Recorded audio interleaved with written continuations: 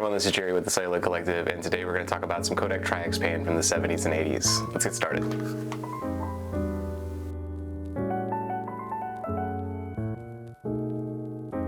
So today we're going to be talking about TRI-X pan from the 70s and 80s. You may have already seen on our website that we have a box of TRI-X pan from 1989 and 36 exposures, so everything was still sealed. If you want to see the photos from that, you can go to the end of the video. That's the ones I actually shot, but I wanted to open this box with you today, this TRI-X pan. So this one's from 1979, still sealed in the box, and you'll even see on here that it used to be $4.50, and so films went up a little bit, but it's kind of cool when this is on here. So this was from Photofilm Hubers.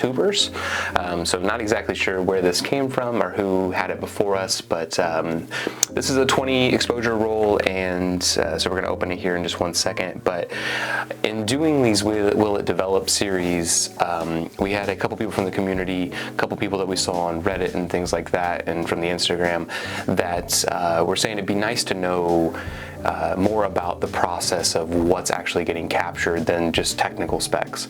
And with that in mind, as a teacher as well, I've decided that I'm going to make a book out of all of this work, and so I'm going to turn it into a project as opposed to just going out and shooting some tests.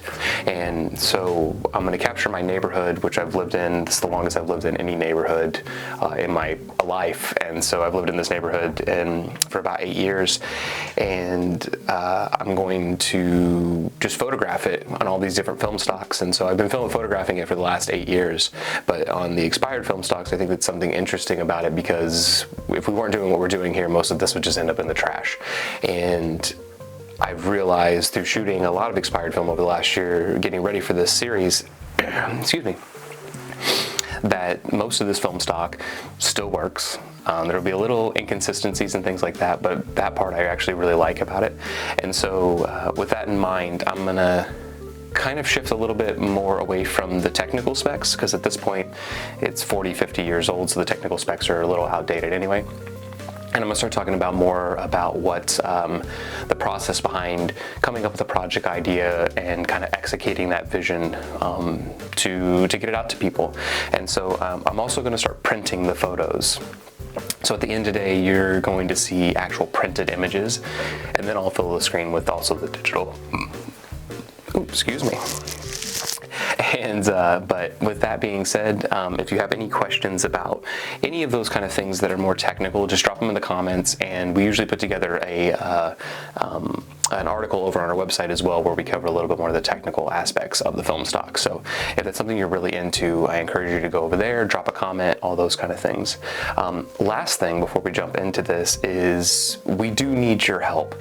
And so with the way that YouTube and with all these things work, we're trying to get to 1,000 subscribers so we can monetize the YouTube, so we can keep giving all this stuff away and we can keep the film costs low. So if you're liking what we're doing, please drop a comment, please subscribe, hit that thumbs up bell, that thumbs up notification, so you'll end up getting more updates when we're dropping new videos and things like that. And so, and then also just share it with people if you know. So the whole point of the collective is to give you more skills, give you more things that you can work with, more experiments. So we'll do them so you can see that they will work. And but yeah, if you're really enjoying what we're doing, we urge you to please share it, like it, subscribe, all that kind of stuff, so we can keep giving this stuff away for free. We can keep the cost of our film stocks down, and we can really together kind of bring celluloid back to life. So with all of that being said, let's get to the unboxing of this. Like I said, this is a Kodak TRI-X. I'm just gonna make sure this is working. Yeah, there we go. So this is a Kodak TRI-X pan from 1979, and so like I said, original price $4.50.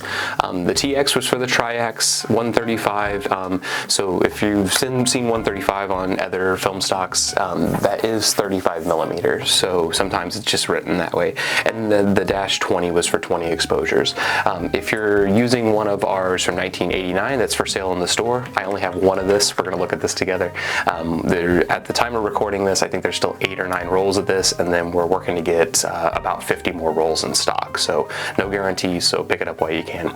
But this one was also is DX coded for any of you that are picking up that 1989 that's in our store. But with that being said, we're going to go back to the 79. You can see faintly on here that it was going to be from 1979. It's really hard to read right there. And then we got 400 ASA. This is 1979 film, so probably rated around like 100 or 50, so you could be able to get it. I am going to shoot this roll, but we're going to look at the pictures from the other roll that I've already shot today. So let's open it up. I can't believe this is still sealed, like the glue and everything's still working. And so I'm going to try to keep all these boxes, and part of the photo project that I want to put together is that it will have all of the original paperwork, it'll have all the original things. So some of these that I'm opening have like just some wild stuff inside of them. They all have different canisters, and but what I really like are the actual paperwork that's inside of there. So so I'll scan all this as well, so you'll have it, but this is the original kind of like white sheet for it. So that would have all the different things, different tanks, different processing, all that kind of stuff. So eventually there'll be an article, this will be in there as well, but pretty cool that it's that it comes with it. And so some of the other films that we're getting have developing bags in there. Well, not developing bags, but bags to send your film back to get developed that were already inside of there. And I just think it's pretty cool whenever you have all that stuff. All right, so let's open this up. Oh, that's Bronson back there, my dog. All right, so all right, cool. So here's our TRI-X pan from 1979. So you'll see between 1979 and 1989, looks like they updated all of the logos and graphics. And so I haven't even really thought about that, but you can kind of see that. Let's see if we can get it into focus there. Yeah, so a little bit different on the graphics. Kind of put it up here as well. Also 20 to 36, we actually learned from some people in the community that was talking about how long the leaders are, and some of those were for like old Leica cameras and things like that. So the ones that the whole back would come off, and it was so it wouldn't get hung up in the shutter when it was getting in there. Not sure what this little hole is right here. If you've shot our Houdini, this one has an actual hole in it, but if you shot our Houdini, we had about last summer, I think, you could develop that in anything, and it has little dots all over it. And so with those dots, it was for an automated machine, and it was actually motion picture film, so you wouldn't see the dots when it was running at 24 or 30 frames a second, but it was so we could be able to be kind of instantly cut. But here's one of our stickers from our Houdini. So a little bit of history, I guess, if you will, of the Celluloid Collective in its short 1 year. But we got 20 exposures. The 36 exposure one that you can buy in our store doesn't have the long leader. Keep that in mind. But I am noticing now that I've shot a bunch of 20 exposure rolls that most of the 20 exposure rolls have this long leader. And so if anybody knows if that was specific to 20 exposure rolls, that'd be cool to kind of know. But with that being said, I've already shot this roll of film, so we're going to jump into Lightroom really quick. Enjoy this little time lapse of us putting together, and when we get back, I am going to show you the prints that we got. So let's do it.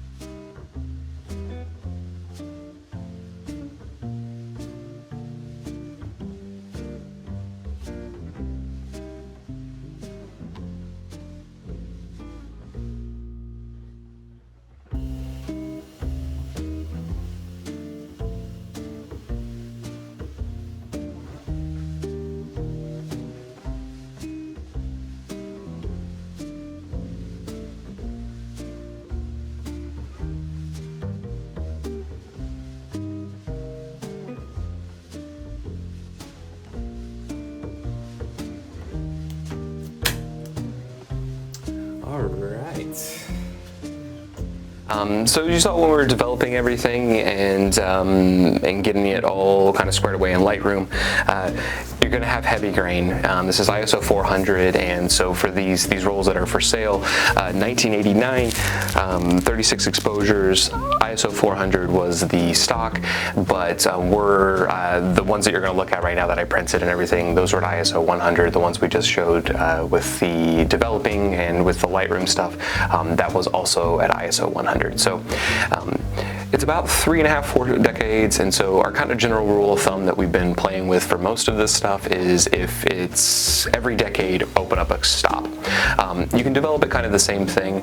Right now I'm also playing with just a monobath developing, so you might see a little things that happen here and there, but if you'd like to see it in something else, I'm going to do a developing series on monobath versus like raw and all, like a basic 3-step process, and so we're going to be dropping that pretty soon, probably within the next month, and that way you can kind of see what that looks like differently. And so if you're getting started though, the monobath is great. You can do it at almost any kind of temperature, so whatever your water ends up being at, you can kind of get it rocking and rolling. So, and I've kind of realized that these ones here, I like going a little warmer. So 80 degrees is the warmest they suggest, but there's a 2-degree variation. So I usually go to 82, and then I do the constant agitation. I think that puts a little bit more contrast into it, and so because if you go colder, you get really low contrast. And some of these films are already old, so I don't like that. And but yeah, let's look at these prints. So I printed off some 4x6s. And yeah, so at the end too, I'm going to give you the full frame ones, and so but you should be able to see overhead here. Let me make sure. Let's zoom in a little bit. Boom, boom. Okay. So like I've talked about in previous ones, the project that I'm working on right now, I want to capture the neighborhood, but I don't want to capture people's addresses and stuff. So some of the house things that I've been doing slower shutters, things like that, framing them in different ways. And what's great about some of these older stocks is I have to end up opening them up to, you know, whatever they end up need to be to get the light in, and so that gets me to be able to get lower shutter speed. So actually I'm really enjoying this. So it allows me to do like these kind of motion drag things, and I don't know, I really am just I've been doing this for like 15 years now, and I've been teaching high school film and photography for the past 5, and I don't know, the more that I keep playing with all these different things, either film stocks, cameras, limitations, whatever they be, I'm really enjoying the fact that I can really do exactly what I want between all the developing, between all the printing, between all the everything. So I don't know, I just really kind of like the limitations of this expired film stock, because I'm going to have to overexpose it, I'm going to have to work to whatever it is, and I have to kind of squash my ideas a little bit. And I don't know, that to me that's fun. It may not be to everybody, but after you do this for a long time, you're trying to figure out like, how can I improve, how can I you know, combine things together. And I don't know, just the idea of using these film stocks that somebody really thought was just trash and they're still working, and also just to like counteract that narrative that's all over the internet about you can't shoot film stocks that are expired, you got to shoot brand new things, you got to do this, you got to do this. Yeah, it's just not our thing. So this was on the walk. I really like this one. And so you can see that they're a little darker. That's on purpose. And so like whenever I'm printing, I like to print down, and so it gets a little darker, so I can see a little bit more of the grain. The shadows get a little bit more there. Also, I just like to hide stuff in the shadows. So you might see when this one goes full screen, there's like a dad and a kid way back here. They were walking and playing. This is a school in my neighborhood. So after school, they were walking by. But yeah, I really like that one. I like that little moment. This one was interesting because we got a little bit, I don't know what this artifacting is here, but it did it on like 2 of the frames, and I wonder if either the chemistry got stuck there or maybe the negative got, usually I've never seen it that small, but maybe the negative got stuck to the other negative in the reel. But nonetheless, it kind of looks like I don't know, like a UFO a little bit shooting around the sky, and so I'm kind of into it. It was already like an abstract kind of photo, so not that big a deal. Here was another one that we had that I was able to get. This one, if I was to reprint it, I would print it up a little bit. There's actually a dog in this window, and you can see it. Not when it's printed, because it printed down a little too much, but I would print it to be able to get that back out. And so you'll see it at the end. It's a little bit more true, the digital version, so I need to re-edit those. So one of the things, my students, they had their first project this week, and they had to print. And so one of the things that they realize, and I think a lot of young artists realize whenever they do that, is that it's the print down. You're going from a backlit surface to a reflective surface. This is digital or film. And so when you're printing, though, you really have to play for that whole full range. Also, when you're printing, you're getting a screen that has millions of colors and LEDs or whatever your screen ends up having. And when you're printing, you have 7 inks that are blending together. And so if you're having those, then it's a little tougher. So. This was one of my favorites here.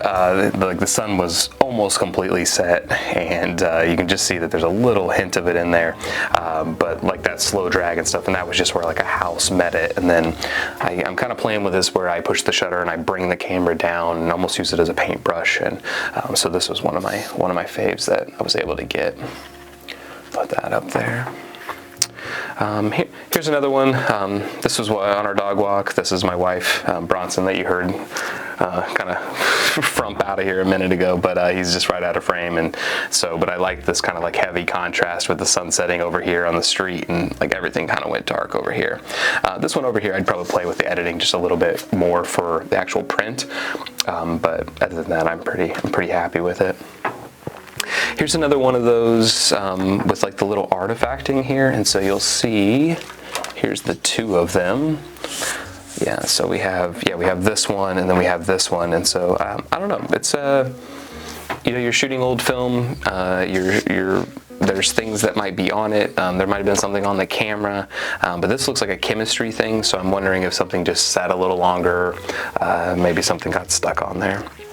Here's another little moment. I thought it was while the sun was setting, like all of these were, the sun was just like racing away, and so, but I really liked this kind of like hot streak down here that kind of peeled these people out. This is actually the same family from the one when they were playing. They had kept walking, and they just happened to be at the next street when I got here, so it's like the same. But yeah, I really like these kind of like hot spots. And one of the things I noticed about this film stock is the highlights are not super expressive, and that's probably because I'd have to overexpose even more to get that back. But things are a little muted, and but once again, it's 40, 50 years old, so you have that to contend with. So here's my mundane shot. One of my students at school is doing a project all on mundane photography, and so I was feeling like I should get this this fridge that's just like kind of duct taped up. Also, I like that it was like solid white with the sun hitting it. Everything else kind of went dark, and so it's kind of a interesting little frame. This one I accidentally printed, but I'm actually kind of into it. So it was just a man walking his dog. The shutter was a little lower than I had assumed it was whenever I took it, and I also just shot this one from the hip. And so if you've never done that, it's where it's just kind of, like around your neck. If you have a waist level viewfinder, you can look at it that way. But whenever I'm out, sometimes I just, like something will come up and I don't have time to get it up to my eye, and so I'll just snap it really quick and see what I get. And I kind of like this. There was like some cardboard on the ground, even though it's framed out a little bit, but and then the man was up here with his dog, but everything's kind of dark, but this like leading line, like getting you way deep into there is kind of cool. I don't know if that one will make the book, but it was kind of like a happy accident that I enjoyed.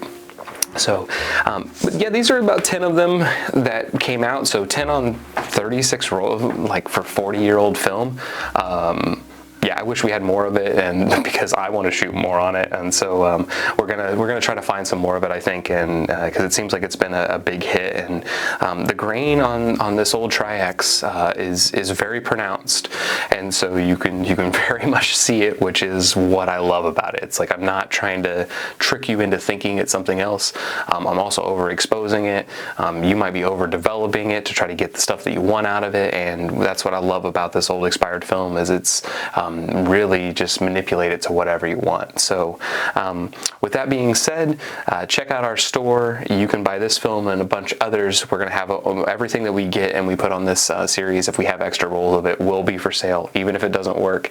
And so just keep that in mind, that some of these are strictly for experiments, or some people just want to kind of keep the boxes and things like that as a little memento. And I know I'm excited to break this down and scan it and keep it and put it on the website so everybody can see that. And so the whole goal with this was to bring film back from the dead and find a way to kind of stockpile it and actually shoot it.